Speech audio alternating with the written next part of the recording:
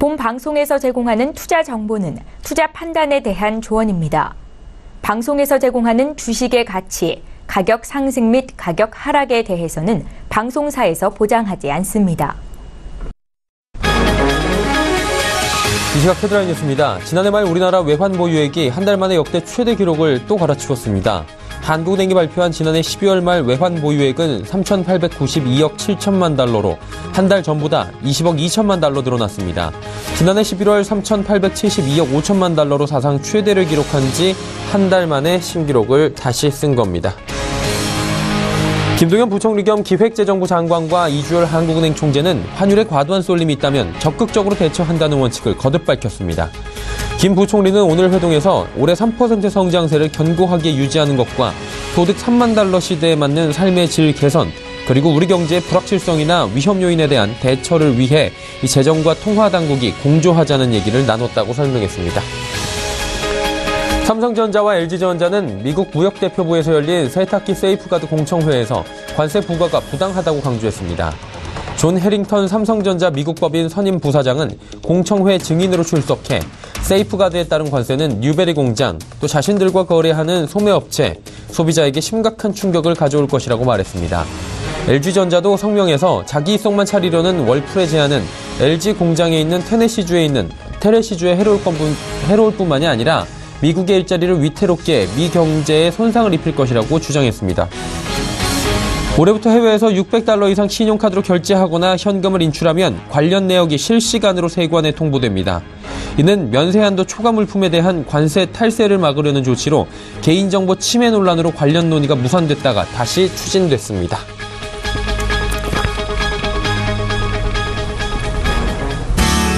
시청자 여러분 안녕하십니까. 오늘장 내일장 1부 출발하도록 하겠습니다. 서정덕입니다. 이틀 올랐던 우리 증시 오늘은 잠시 소강 상태에 접어들어 있습니다. 보합권 수준에서 움직이고 있는 상황인데요. 특히나 기관의 차익 실현 매물들이 좀 쏟아져 나오면서 지수의 발목을 잡고 있는 상황입니다. 기관의 수급 동향을 잠깐 살펴보자면 연말에 기관은 대형주 위주로 좀 쓸어 담는 모습을 보였습니다. 그리고 단기 차익 실현 매물들이 오늘 나오면서 일단은 거래소 같은 경우에는 지금 약보합권 수준으로 나오고 있는데 일단 장 초반에 2,500선까지 뚫고 올라가면서 미국 상승에 대한 기대감이 다시 반영되는 것이 아니냐라는 이야기가 나왔지만 전일 상승분으로 끝나는 모습이었습니다. 그리고 철강 섹터만이 좀 살아있는 모습, 지수를 방어하는 모습 보이고요. 코스닥 시장 보자면 생각보다 더 견조합니다.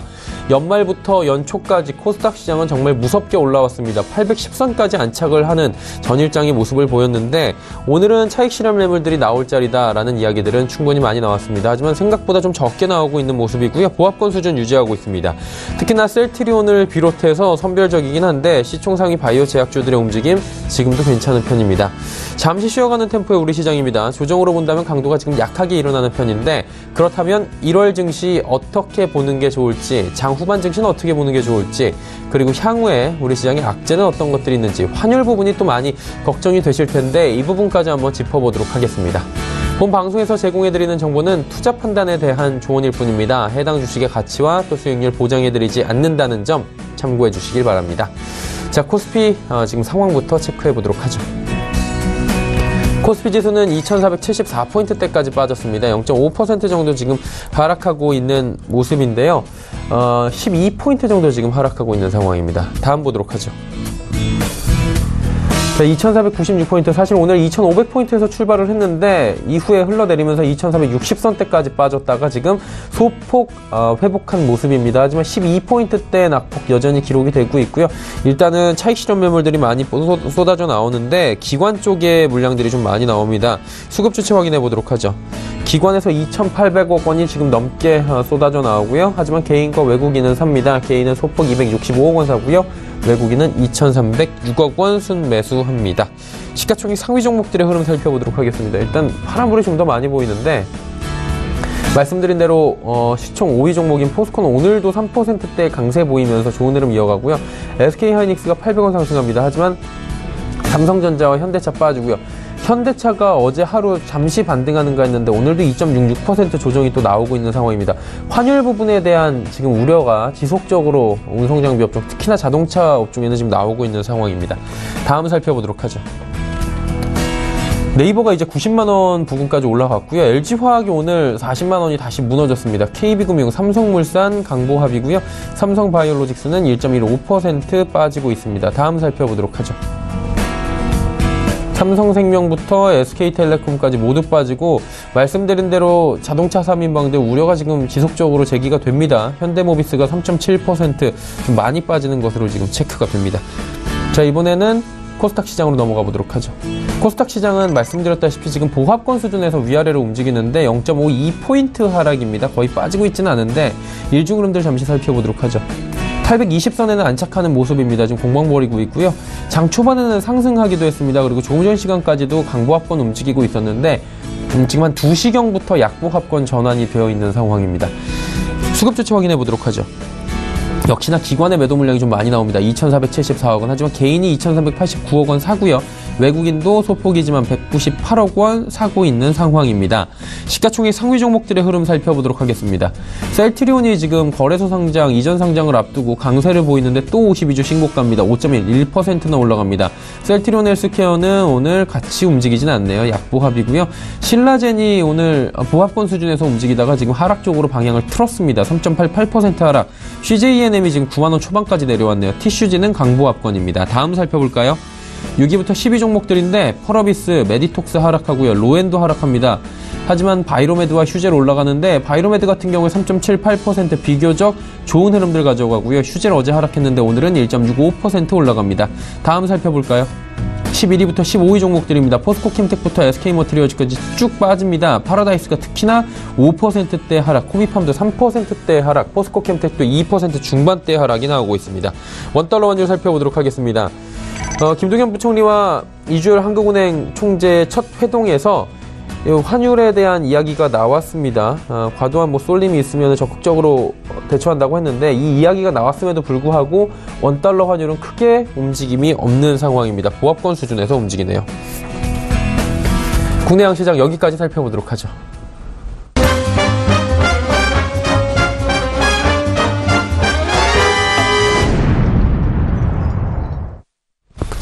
오늘장 이슈 바로 살펴보도록 하겠습니다. 하나금융투자증권 자산전략팀의 김두원 연구원입니다. 안녕하세요. 안녕하세요. 네, 오늘 양시장이 지금 살짝 숨고르기를 하고 있습니다. 거래소 같은 경우 한 0.5% 정도 빠지고 있고 코스닥은 지금 보합권인데 일단 3거래일 자체로 놓고 보자면 양시장 모두 괜찮은 것 같습니다. 글로벌 경기 측면에서 보자면 점검할 요인들이 그래도 있을 것 같은데 어떤 점들을 좀 볼까요? 네, 말씀하신 것처럼 오후장 들어서 약간 분위기가 바뀌었고요. 다만 어제까지만 보더라도 출발은 좋았습니다. 코스닥 지수 10년 만에 820선 넘어섰고요. 국내 대형주 역시 IT를 중심으로 순매수, 외국인들이 다시 돌아왔다는 측면이 매우 중요했습니다. 글로벌 경기에 대한 전망도 매우 좋았고요. 주요 기관들은 작년보다 올해 GDP 성장률이 상향될 것으로 전망하고 있습니다. 국내 GDP 성장률도 3%대로 올라선 상태이고요. 한편 글로벌 경기에 대한 회복 전망이 지속되고 있으나 이와 함께 리스크도 부각되고 있다는 측면이 조금 중요할 것 같습니다. 특히 주요국들의 경기는 괜찮은 건지 또한 예상보다 빠른 인플레 압력은 나타나지 않는 건지 여기에 신흥국 부채 위험은 어떤지 트럼프 정책 효과 끝으로는 원화 강세는 어떻게 봐야 하는지 등에 대해서 조금 중립적인 시각에서 접근이 필요한 부분이 있다라고 말씀드리고 있습니다. 언급해 주신 리스크들이 있었는데 좀 몇 가지만 짚어보면 좋을 것 같습니다. 주요국 경기 회복 여부에 따라서 또 많이 바뀔 텐데 분위기가 이 부분은 어떻게 보십니까? 일단은 복기를 조금 해보자면 지난해는 과거 08년 금융위기 이후에 선진국과 신흥국이 동반 상승을 보인 첫 해입니다. 따라서 올해는 글로벌 선순환, 관계 복원에 대한 기대가 조금 높은 상황이고요.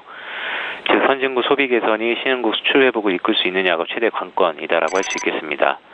다행히 글로벌 무역량이 4%대 증가세를 회복했고요. 글로벌 제조업 경기가 확장 국면을 지속하고 있습니다. 특히 2년 내 최고치를 기록한 미국의 PMI 제조업지수뿐만 아니라 유럽의 PMI 제조업지수가 통계가 작성된 97년 6월 이후 최고치를 경신했는데요.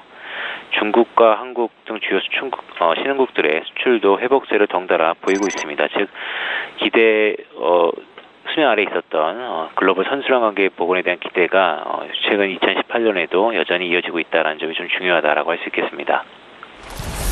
인플레이션 부분 한번 여쭤보도록 하겠습니다. 인플레에 대한 예상치는 좀 다른 것 같은데 이게 예상보다 더 빨라질 수 있다 이런 얘기도 나오고 있는데 이 부분은 어떻게 보십니까?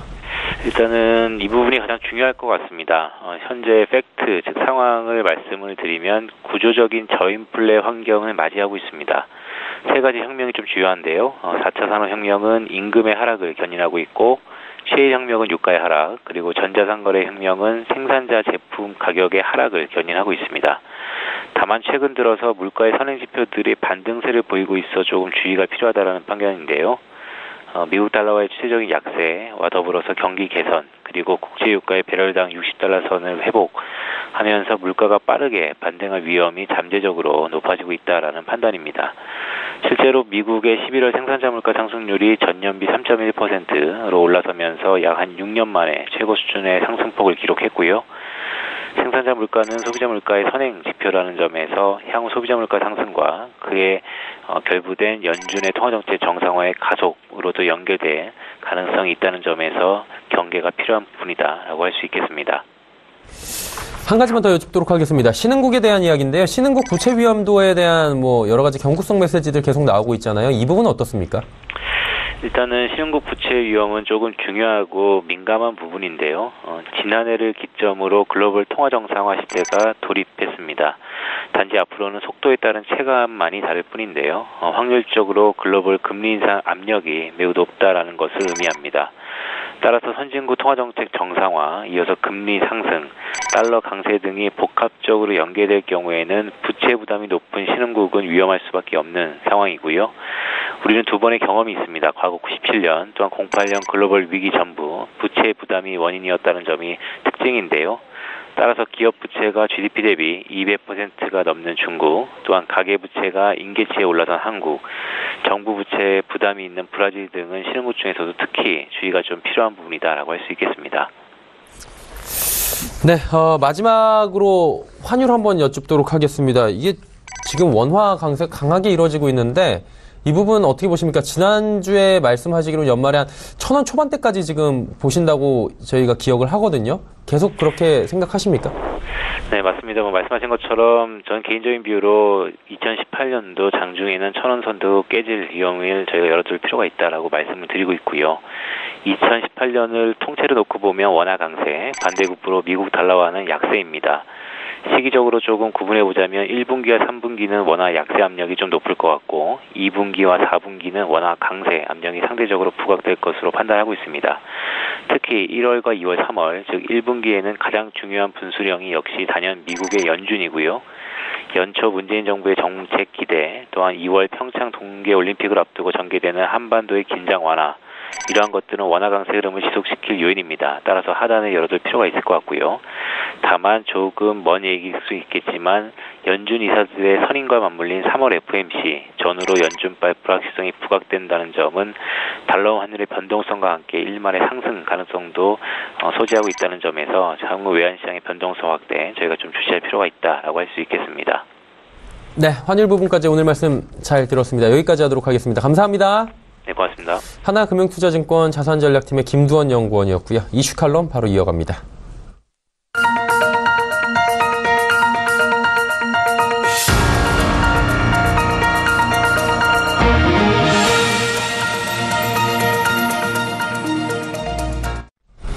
마켓 리더들과 함께하는 시간 이슈 칼럼 시간입니다. 오늘은 GFM 투자연구소 이진우 소장과 함께합니다. 소장 안녕하세요. 네, 안녕하세요. 예, 좀 늦은 감이 있지만 새해 복 많이 받으시고요. 네, 새해 복 많이 받으세요. 지난주에 하던 이야기 좀 이어가 봐야 될 것 같아요. 네. 지난주에 소장님께서 1월은 괜찮을 것이다 라고 좀 강하게 말씀을 해주고 가셨는데 네. 말씀해 주신 대로 코스닥 특히나 더 괜찮을 것이다 언급해 주신 부분이 있었는데 괜찮아요. 지금 820선 뚫고 아직도 820선이 무너지지 않는 거 보니까 차익 실현 기관들이 던지는데도 말입니다.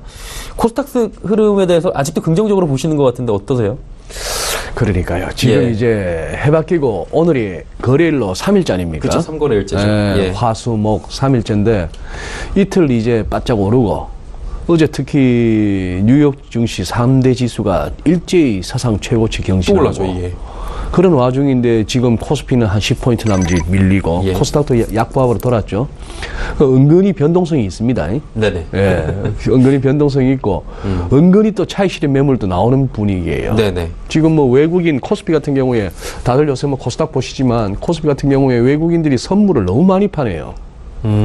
현물 조금 사는 거 대비 지금 뭐 화면에 보니까 2,460억 근데 지금 거의 1조 가까이 팔았을걸요 지수 선물은. 예. 선물 많이 팔죠. 예, 그런 상황인데 코스닥 이렇게 한번 보시겠습니다. 제가 종목 들고 온 건 이거밖에 없었는데요. 종목 갖고 이렇게 접근하는 건 자 신라젠 한번 보시죠. 저번에 말씀하신 게 재밌는 게 한 가지만 언급하자면 75,000원이었어요 그날 주가가. 네. 제가 말씀하신 워딩 그대로 옮기면 제가 원래 종목 안 보는데 이게 자리로 보면 참 이게 매력적인 자리다 하셨는데 그 다음에 10만 원 다시 가더라고요. 참 이거 어떻게 봐야 될지. 예. 일단 화면에 예, 차트 한번 볼까요? 띄워주시겠습니까? 예. 자, 이거는 어제 장 마감 후에 신라젠 주가 차트입니다. 예. 자, 이렇게 올라갔다가 이날 보시죠. 거의 뭐 11월 21일 날 거의 장중에 상한가 비슷하게 하다가 예. 매물 나오면서 이렇게 긴 꼬리 달렸죠. 그러니 아직까지 우리 시장에 정확하게 교과서처럼 통하는 거예요. 이런 윗꼬리 달리는 캔들 나오면 이거는 예. 거의 뭐 랠리는 크게 끝났다고? 데미지를 입은 겁니다. 예. 자, 그때 이제 아마 일주일 전에 이 무렵이었을 거예요. 자, 보면은 이거 분명 위험한 접근입니다. 즉 개별 종목에다가 엘리어트 파동 이론에서 말하는 피보나치 조정 비율을 갖다 접근시키는 거는 좀 그거 한데 요즘 워낙에 많은 분들이 뭐 어지간한 HTS에 다 이런 기능이 있으니까 뭐 종목이든 지수든 환율이든 금리든 막 해보는 거죠. 해보는데 그동안 이 가만히 있던 주가가 이렇게 올랐다가 이 오른 거에 대해서 61.8% 조정 차원에서는 충분히 왔고 네. 여기서 또 아주 조금 굵게 표시했습니다만 61선이 우상향으로 이렇게 받치잖아요. 예. 이 정도 같으면 사고 싶은 거예요. 무슨 말씀인가 하면은 이때 12월 들어서 이렇게 막 쭉 빠질 때 하고 그쵸. 그러면 지난주 후반부터 해서 연초 이렇게 올라오는 이 사이에 과연 이 신라젠이라는 기업에 무슨 큰 변화가 있었냐 말입니다. 그죠? 아무것도 없었죠. 사실. 큰 변화 없었죠. 예. 자, 그러면 오늘은 왜 밀리느냐 말이죠. 이렇게 한번 볼까요? 이거 한 1시간 전에 업데이트한 차트입니다. 예. 결국 보면 이거는 일목균형표로 살핍니다만 어제 차트의 옆에 살짝 음봉이 하나 더 추가되었습니다. 예. 이건 또 왜냐? 그동안 11월 고점에서 이번에 하락한 거에 대해서 반등이 나오다 보니까 최소한의 반등 폭인 38.2%까지 온 겁니다. 자, 그렇다면 이렇게 접근하시면 돼요. 자, 103,000원, 104,000원이라고 하시죠. 예.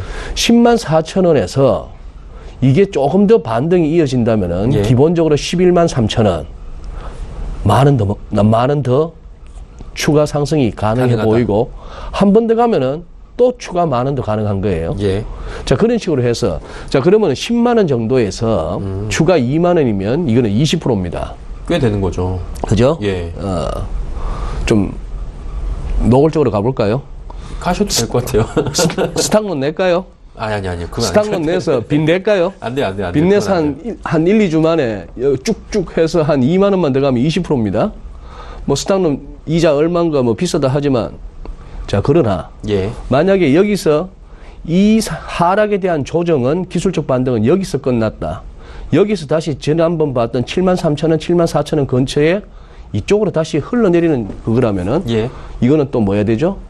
3일 후에 또 갚아야 되죠. 그쵸. 빚 냈으면은 예. 특히 신용융자 했으면은 이런 어떤 선택입니다. 이런 선택의 기로에 서 있으니까 여기서 MACD 같은 경우는 사라 그러는데 예. 스타캐스틱 같은 경우 지표는 이미 과매수다. 뭐 이런 이제 조짐이 나온 거죠. 시장이 지금 어려운 겁니다. 예. 올 만큼 왔고 다들 올 한 해도 달러는 약세예요. 그리고 위험 자산은 갈 거예요. 달러로 표시되는 가격들은 죄다 오를 거예요. 금도 오를 거예요. 귀금속 뭐 구리도 오를 거예요. 유가도 오를 거예요. 달러가 약하니까 다 오를 거예요. 예. 이게 지금 시장의 컨센서스입니다. 그러면 우리 정덕 앵커님 다음 질문 하시기 전에 김을 빼버리겠습니다. 안 되는 작년 이맘때 예. 다들 달러 강이라 그랬어요. 그쵸. 그 CF까지 있었어요. 달러에 투자하라. 모 증권사. 달러 자산에 투자하라. 예. 미국 연준은 긴축으로 돕니다. 그럼에도 불구하고 유로존과 일본은 여전히 완화적입니다. 그렇죠. 그렇다면 달러는 강이 되지 않겠습니까? 했음에도 불구하고 더군다나 그 2017년에 접어들기 전에 11월 초부터 트럼프 당선됐다고 달러 강, 주가 강, 미국채 수익률 강 예. 이런 흐름을 봤기 때문에 그런가 보다 했는데 해바뀌자마자 바로 달러는 주구장창 약이었죠. 그렇죠. 이럴 때 보면은 참 그거 합니다. 저 같은 사람도 사후적으로 중계방송이나 해야지. 아, 저 선수 이번에 왼쪽 담장 넘길 것 같아요. 뭐 1루에서 2루로 도루할 것 같아요. 이런 소리 함부로 해서는 이 시장에서는 바보 되고. 네. 요즘에 그만큼 어렵다. 어렵습니다. 보기가 예, 어렵다고 가면 갈수록 말씀하신 것 어렵네요. 같은데. 네. 그러니까 어렵다고 하는데 한 질문 더 드리면 저한테 뭐라 그러실지 모르겠는데 코스닥 상승세가 지금 지속이 되잖아요. 네. 긍정적으로 보시긴 하는 것 같은데 네.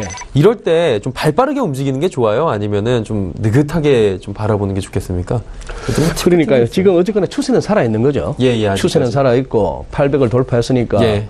당장 이렇게 코스피 지수로만 본다면은 종목 접근하시는 분한테 지수가 무슨 의미가 있겠습니까만 짚어지는 건 직전 고점 840입니다. 전 고점. 예. 여기서 또 추가 또 지수만으로 할 때 한 5% 정도죠. 예, 예. 예, 이제 그런 식의 5% 갖고나 양이 안 차. 이건 이제 주식 하시다 보면 특히 파생까지 하시는 분들한테는 흔히 그런 얘기를 듣게 되고 네. 비트코인 하시는 분들은 5%는 수익도 아니죠. 그 1초에 움직이더라고요. 깜짝 놀랐습니다. 보고 저도 차트. 그러나 은행에 1년 넣어봐야 1점 몇 프로입니다. 예, 맞아요. 그거 생각한다면은 우리가 굉장히 그래서 주식은 위험 자산인 겁니다. 1년에 2배도 나고 어떤 종목은 3배, 4배도 나지만 예, 예. 또 반토막도 나는 게 그래서 위험 자산인 거죠. 그렇습니다. 그리고 아까 보셨다시피 미국도 마찬가지입니다. 오늘 그동안에 이제 팽이라고 하는 기술주들이 어제 굉장히 분전을 했거든요. 그쵸. 예, 그런 상황인데 이렇게 모든 종목들이 보면은 뭡니까? 쉥 날아가는 것보다는 끝에 가서 이렇게 공이 이렇게 포물선을 그리면서 좀 이렇게 그런 어떤 볼끝이 좀 무뎌지는 느낌. 예. 이런 상황이죠. 지금 시장의 기대감은 여전합니다. 기대감은 여전한데 이미 많이 달려왔다는 부담감은 있는 거죠. 늘 나와서 이렇게 이쪽 저쪽 애매한 말씀만 드려서 죄송합니다만 투자하시는 우리 투자자분들은 매일 고민스러우실 거예요. 그렇죠. 그죠? 아까 보여드렸던 뭐 신라젠 한 종목만 갖고 했습니다만 어디 저 종목뿐이겠습니까? 그동안에 꺾였다가 반등 왔는데 이 반등이 계속 갈 것인가 말 것인가? 예. 그러다가 오늘 코스피까지 주춤거리는 모습 이런 걸 보고 있으면은 이제 계속 이제 갈등이 되는 것이죠. 그러나 뭐 기본적인 그거는 뭐 그렇게 보고 있습니다. 예. 어쨌거나 막 1월 효과라고 할 정도까지는 그래서 바깥이 크게 부러진다거나 거기에 따라서 우리도 즉각적으로 반응하는 그런 장이 아니라면은 그동안에 급하게 올라왔던 거에 대한 숨고르기 정도로 지금 오늘 장은 이해하셔도 되지 않겠나 그렇게 한번 생각해 봅니다. 아직까지 추세는 살아있기 네. 때문이다. 이제 뭐 글로벌하게 좀 가보도록 하겠습니다. 네. FOMC 의사록 공개가 됐는데 세제 개편안에 대한 언급도 좀 있었던 것 같습니다. 이것 때문에 기준금리 인상 속도가 좀 빨라질 것이다라는 언급도 있었다고 하던데 어때요? 점도표상으로 볼 때 그 정도가 지금 유지가 되면서 올해 기준금리 인상이 기존대로 좀 갈 것이라고 보십니까? 아니면은 소장님 항상 이제 저희 이야기하다 보면 그대로 가는 일은 참 어렵다라고 말씀하실 때도 있었잖아요. 네. 어때요? 이 제안을 이 말씀을 전해드리고 싶습니다. 예. 이거 뭐 저하고 같이 그 이준희 중구난방 그 팟캐스트 같이 하는 우리 예. 글로벌 모니터의 안근모 편집장의 뷰이자 요즘 이렇게 주장입니다. 예, 예. 그대로 굉장히 일리가 있어 제가 옮긴다면은 이제 2018년에 접어들어서 과연 연준이 금리를 점도표대로 3번 올릴 것인가? 골드만삭스나 JP모건이 전망하듯이 4번을 올릴 것인가? 못 올릴 것인가? 이런 고민하지 말자. 이제. 이런 제안을 하는 거예요. 왜냐? 연준이 금리를 올린다고 해서 달러가 강해지는 거 아니었죠. 작년만 해도 몇 번을 올렸습니까? 3번 정도 올렸는데도 달러는 오히려 약이었죠. 예, 예. 지금 오히려 이렇게 보시는 것이죠. 글로벌 달러가 금년에도 완만하게나마 계속해서 약세 기조를 유지해 준다면은 연준은 편안하게 애초 생각했던 자기들의 계획대로 금리 3번도 올리고 달러가 많이 빠지면은 4번도 올릴 수 있는 거예요. 그러니 문제는 달러가 너무 강해지면서 전반적인 어떤 금융 환경이 긴축되는 예. 빡빡해지는 뭔가 돈이 좀 부족해 보인다. 달러가 구하기 귀해진다. 이런 느낌 들었을 때 증시도 힘들어하고 전반적인 그런 흐름이 아니라 달러가 약세가 달러 약세의 초기나 어느 정도 진행될 때는 모두가 좋아합니다. 그만큼 달러가 많이 풀렸다는 의미로 일단 상식적으로 직관적으로 해석되니까. 예. 그 달러 약세가 너무 심각해졌을 경우에는 또 그 다음에는 또 우리를 또 괴롭게 하는 시기가 늘 왔었죠. 예. 뭐 그런 시기인데 그런 측면에서 봐줘야 될 것 같아요. 그래서 달러도 마찬가지입니다. 지금 상당히 크리티컬한 레벨에 와 있습니다. 유로는 예. 한번 보시죠. 그동안 몇 번 이렇게 제시했던 월간 차트입니다. 예. 유로 99년에 유로 출범 이후가 다 나와 있는데 여기서 이 1.2는 이 커서가 움직이는 이 레벨이죠. 예. 굉장히 크리티컬한 레벨인데 여기를 갖다가 연말 장에서 올라는 섰습니다. 올라는 섰는데 큰 그림은 이거예요. 결국 이 선 자칫 작년에 그리고 2016년 말 2017년 초에 잘못하면 물고 내려갈 뻔했던 이 우상향 선 예. 간신히 지켜지고 나서 달러 약 유로 강이 작년 한 해 이루어졌는데 아직은 이 안에서 수렴입니다. 이 안에서 수렴이라서 적어도 1.22 정도 1유로당 1.2달러가 돌파되는 정도까지는 계속해서 이 안에서의 흐름으로 봐주셔야 되겠고 우리 환율도 아예 보시죠. 예. 굉장히 크리티컬하죠. 똑같은 조건입니다. 금융위기 전에 900원 갔을 때 정확하게는 899원 60전인데요. 저점이. 예. 그때 갔을 때와 지난번 2014년 하반기 달러 강으로 돌기 전에 저점하고 연결한 선. 지금 이걸 갖다 물고 내려설 기세입니다. 이것까지 물고 내려선다면 지금 우리 환율은 진짜 세 자리 갈 수도 있는 거예요. 예. 그 소리가 나올 수 있는데 그러나 우리 유로 달러나 비슷하게 우리 환율은 금융위기 때 고점과 IMF 외환위기 때 예. 고점과 2,000원과 금융위기 당시의 고점 예. 1,600원 근처 이 선 우리도 사실은 이 안에서의 승부인 겁니다. 지금 그래서 이 선을 갖다 단숨에 깨고 내려가려니까 그러니까 화요일 날 김정은의 신년사를 굉장히 우호적으로 해석하면서 예. 지정학적 리스크가 완화됐다 해서 한 9원 빠져버렸죠. 맞아요. 뭐 어떤 단기 모멘텀으로서 딜러라면은 김정은이가 대화하겠다고 하네. 북한이 우리하고 대화하겠다고 하네. 그럼 달러 팔아야지. 원화 사야지 하는 그런 정도의 단기 모멘텀으로는 충분합니다만 아마 시장이 이 선을 진짜 깨고 1,000원 쪽으로 1,000원 아래로 가도 되는가 하는 부분에 대해서는 확인할 게 꽤 많은 시기입니다. 네. 그러면 이제 위안화도 한번 보면 좋을 것 같은데 네. 위안화도 지금 굉장히 20개월 만에 90위안 최고를 지금 달성하고 네, 있고 그렇죠. 연말부터 계속 지금 당국에서 움직임이 좀 있는 것 같은데 네. 이 위안화는 어떻게 봐야 되는 겁니까? 예. 위안화 관련해서는 이 환율 먼저 한번 보시겠습니까? 예, 예. 이거는 위안 재정 환율입니다. 보시면은 우리 위안을 갖다가 위안을 우리 원화로 바꾸실 때 보면 한 160원 근처에서 바꿨다 하는 분도 있고 나 저올 때 한 170원 위에서도 바꿔봤는데 하시는 분도 있을 거예요. 예, 예. 자, 그런 식인데 자, 그렇다면 이거 보시죠. 이때가 언제냐? 10월 10일입니다. 이 갑자기 이거 1위안당 170원, 160원 뭐 이런 식으로 내려오는 거니까 예. 이렇게 흘러내린 거는 위안화가 약세인 거예요. 그렇죠. 우리 원화가 강세인 겁니다. 예. 그런 상황인데 10월 10일 날, 즉 추석 연휴 길게 세고 와서 보니까 북한이 잠잠했다. 그때 이후로 그 사이에 연휴 동안에 예. 달러는 약세였다. 그 이후로 이제 우리 원화가 굉장히 강해졌는데 예. 지금 이때 12월 들어서부터 지금까지는 보시면은 러플리 한 164원, 165원 근처에서 횡보하고 있거든요. 예, 예. 이거는 위안뿐만이 아니고 원, 엔, 유로, 파운드 등등 모든 재정 환율에서 최근 한 달 동안 옆으로 기는 모습이 보입니다. 이 얘기는 시사하는 바는 뭐냐? 이제 급하게 10월부터 한 12월 초까지는 우리 원화의 독보적인 강세였습니다만 예. 지금 이제 한 달 이상 뭐냐 하면은 바깥에 하고 같이 가겠다. 즉 전반적인 달러 시세하고 같이 가겠다 하는 그런 시장 흐름까지는 왔으니까 지금부터는 유로 달러엔도 이제 살펴보셔야 되는 겁니다. 유로가 1.2 위로 확실히 치고 가느냐? 그렇다면 우리 환율 서울에서 좀 더 떨어지는 거고 예. 1.2에서 막히고 그동안 유로 롱으로 재미봤던 선수들이 좀 이렇게 털어내고 아니면은 조금 미국에서 달러 강세로 갈 만한 재료가 나온다든지 해서 유로가 꺾이면 우리 서울도 다시 1,070원 위로 뭐 그런 상황인데 벌써 시간이 다 돼가는 것 같은데 요거 중요합니다. 예. 자, 날 이 날이 1월 2일이거든요. 예, 끝에 예. 보시면은 여기 중간에 이빨 빠진 것처럼 쭉 갭이 생겼죠. 그렇죠.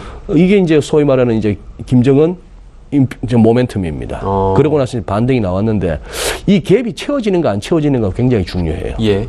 즉 앞으로 2, 3일 내로 이 갭이 채워진다는 얘기는 즉 다시 우리 환율이 1,070원 50전 위로 1070원 위로 올라서는 환율이면 이 갭은 채워지는 거라서 것이고. 큰 의미가 없는 거고 예. 이 갭을 갖다 도저히 못 채우고 1070원을 건드리 보지도 못하고 다시 1060원 밑으로 흐른다 하는 얘기는 저 갭은 뭐냐 하면은 앞으로 많이 빠질 수 있는 갭이다 하는 것을 시사하는 그런 흐름입니다.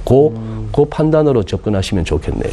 저 한 가지만 짧게 질문을 네. 좀 드리고 싶은 게 오늘 당국에서 김두겸 부총리하고 이주열 총재하고 네. 회동이 있었거든요. 예. 거기서 환율에 대한 언급도 분명히 있었던 것 같아요. 네. 한쪽으로 쏠림 현상이 가면 당국이 개입하겠다라는 의지를 지금 살짝 건드려 준 것 같은데도 네. 불구하고 시장은 끄떡을 안 합니다. 끄떡을 안 하죠. 실제로 건드릴까요? 이 부분이 진짜 시장에서는 좀 움직임이 있을 텐데. 예, 이 정도 되면 늘 시장과 당국 간에 밀고 당기기, 밀당이죠. 예. 당국 입장에서는 그렇게 얘기합니다. 이주열 총재의 레토릭 그대로 옮긴다면 일단 환율에 관해서 시장의 판단을 존중한다. 그러나 쏠림이 있으면 대처하겠다. 그 얘기는 뭐다?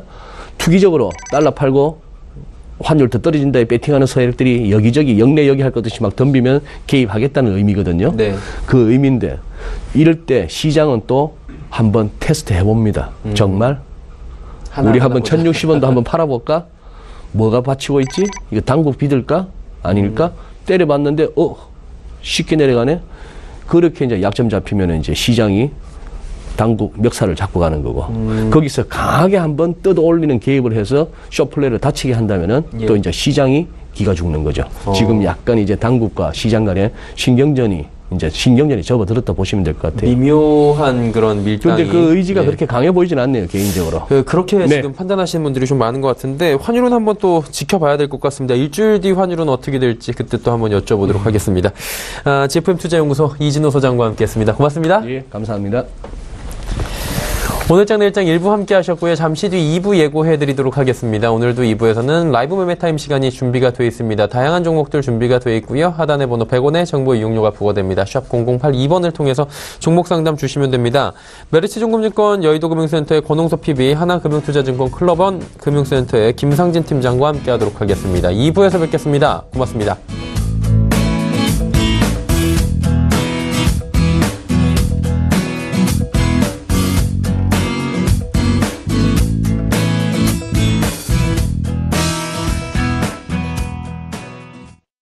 본 방송에서 제공하는 투자 정보는 투자 판단에 대한 조언입니다. 방송에서 제공하는 주식의 가치, 가격 상승 및 가격 하락에 대해서는 방송사에서 보장하지 않습니다.